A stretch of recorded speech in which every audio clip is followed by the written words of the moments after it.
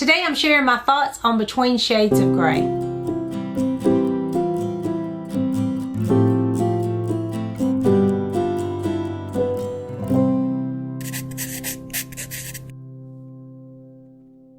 Hey there, it's Mitzi. Welcome to my channel. Today I'm doing something a little different, and that is reviewing just one book, and that is Between Shades of Grey by Ruta Sepetys. Now, I have never read anything by Ruta Sepetys. This is my first, and it will not be my last because I really enjoyed this book. Now, I don't normally give just one book review. I normally do updates. I give you a weekly update or a mid-month update, those kind of things.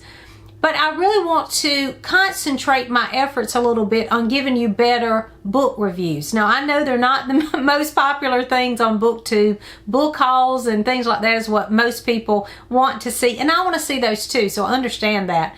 But I need to get better at reviewing books if I am going to make my way in this BookTube world.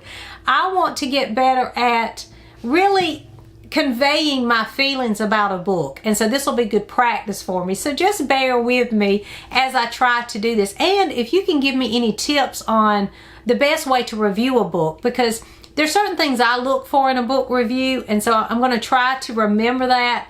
But sometimes I forget the character's name. I forget where we even are on the planet. And so this will be good practice for me. So thank you for bearing with me. And of course, if you're not interested in this book, you don't have to stick around for this one. I will have plenty of book hauls and weekly wrap-ups coming up too. But I thought that I would review this book on its own because I did enjoy it so much. I thought that it was just different in the historical fiction genre. So that's why I wanted to share this one as one of my book reviews this year. Again, it's Between Shades of Grey by Ruta Sepetys. This is young adult, and that was another reason, because I don't read young adult books. I don't think that I have read a young adult in over a year. I don't think I've read anything that was specifically called young adult in a long time. So that was one of the, I had bought this book a while back for I think it was the Historathon or something, and I didn't read it. And that was why, because it was labeled young adult and I just didn't know if I would enjoy it, but I did. And the other reason that I want to share this one is because it is World War II historical fiction. However, it takes place in Lithuania. So that is totally different than what I'm used to. I'm used to, you know, Germany and the UK and the middle, you know, the London Blitz. Those are the kind of books that I have read in the past. And I am finding that I'm really interested in all these other aspects of World War II as well. So I thought that you might be interested in this one too. So this book is a YA historical fiction, and it takes place in I think it's like 1940. I think it is. I think I wrote that down. June 14th, 1941 is the date that it begins, and it is in Lithuania. And these there are some Lithuanians that are shipped in a cattle cart, train car, to Siberia, and they are shipped there. The men are taken to prison camps, and the women and children are taken to these slave camps, these labor camps. It is brutal. This book was brutal. It's told from the perspective of a 16-year-old Lena, and Lena and her mother and brother, her younger brother, are taken, they are crowded in this cattle car with these other people, these other Lithuanians, and they're taken across many miles, and they end up in Siberia. And I was just heartbroken all the way through this story. It is tragic. It is tragic what happened in the story. The thing that really got me the most was that it is based on real events in history, and I do enjoy reading about real events in history. When I read historical fiction, it helps that event come alive for me, and this certainly did. And now I'm interested in learning more about this event and what happened in during this time. So Lena and her mother and younger brother are taken again, and it's about their story trying to survive, as well as the others within the camp. I like this story for the characters. There are some great characters in the story. Lena herself is the main character, of course, and it's about her perspective as a young girl. I think she's 15 when it starts, but in the middle of the book, she has a birthday, her 16th birthday. Can you imagine, you know, being in this situation on your 16th birthday? I mean, that was just, and that's just the tip of the iceberg of what happens. There are some horrible things that this family has to bear and witness. These young children, some of the things these young children have to see that children should just not be a part of. So it was a hard read, a brutal read, but I do think it was an important read, and I really did enjoy this one. Another thing that I enjoyed about it was it did have romance in it, but it was a light romance. I'm one that I always say I don't read romance. I don't read just plain romance genre, but I do like romance in my stories. And this is a romance from a young adult perspective, and it was a sweet romance. It wasn't anything, you know, there wasn't too much to it. It was very light on the romance in this story, and I enjoyed that about it. It just added another layer to the story. I also enjoyed the different perspectives that are shared in that Ruta Sepetys brought out in the story. Everyone on the train and as they get to the camps responds differently. The children respond one way, the mothers respond another, and even the mothers respond differently. There's one guy that is just like, he is so negative and so angry and so hateful, and how he responds throughout the story and how it affects them as a group on this as they try to survive during the war.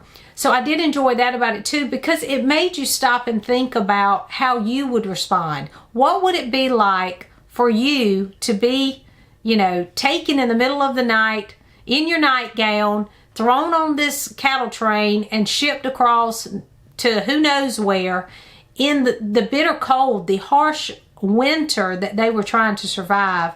I'm not going to go into all those details because, you know, that's part of the story. You need to read that for yourself. But it was the most horrible situation, and trying to survive in that. How would you respond? Would you be able to survive? And would you be able to survive not only physically, but emotionally and spiritually? So those are the things that she really brings out in the story, and that's why I really appreciated it for that. There was a couple of things I also wanted to mention in here. At the back was even better because there was an author's note at the back that really, after you've read the story and you have been drawn into the story and experienced this situation, those author notes are just so interesting. So at the very end, there is a quote at the in the author's note. It starts with a quote by Albert Camus, and it says, "In the depth of winter, I finally learned that within me there lay an invincible summer." I'm sorry, I didn't know I'd get emotional about it. That sums up this story. And I'm going to read it again because I got upset. I'm sorry. And I didn't know I would get upset, but thinking back on the tragedy of this story, and these were real, you know, the story is fictional, but this really happened to real people, and that just is devastating. Okay, I'm going to try to read it. The quote is, "In the depth of winter, I finally learned that within me there lay an invincible summer."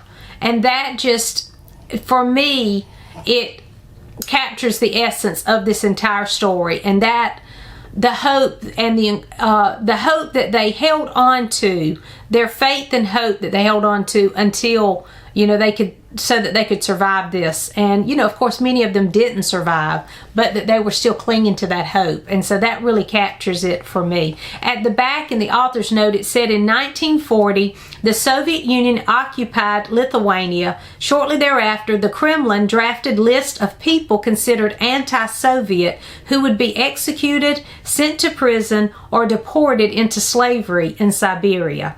And this took place, the first deportations took place on June 14th, 1941. And this actually starts, the first page is actually June 14th, 1941. And the story takes place from there. It goes on from there. On the next page, I noticed that it said this too. I thought this was interesting. It says, it is estimated that Joseph Stalin killed more than 20 million people during his reign of terror. The deportations also affected these other nations, and to this day, some deny the separations and deportations ever happened. For certain countries, the fight for freedom continues. So I thought that this was an important book. A lot of times these historical fiction, you know, we read them and they're fiction, so we don't always make that connection. But that's one of the reasons I enjoy reading historical fiction, is because it helps me see, you know, a little glimpse of what it must have been like for these people in these situations. And so I do recommend Between Shades of Grey. It says on my copy that they actually made a movie called Ashes in the Snow. Now, I don't know if I can even handle watching the movie, because obviously, I mean, I'm tearing up just reading a quote, because this was just, it was a tough one. It was a tough read. And I will say that I had to put it down a couple of times. There were some things that happened in the story that I just cannot imagine happens to people. It's just, it's heartbreaking. And I have read, y'all, I have read a lot of World War II books that were horrific. But this book just hit me in such a way, and maybe because it is young adult, maybe because it is from this teenager's perspective, I don't know. But it really just down deep heartbreaking as I read it. So it was tough. It was brutal. It was tough to read, but I do recommend reading it, because it's important to give these people voices. We need to give a voice to these people that have experienced these things. And like, you know, at the back of this book, people are denying that it ever even happened. And so it's important for us to continue talking about these things, so that they do have a voice in our world, and that we remember them, that what they experienced did happen, and we remember and honor them in history. So I do recommend this book. Again, it's by Ruta Sepetys, Between Shades of Grey.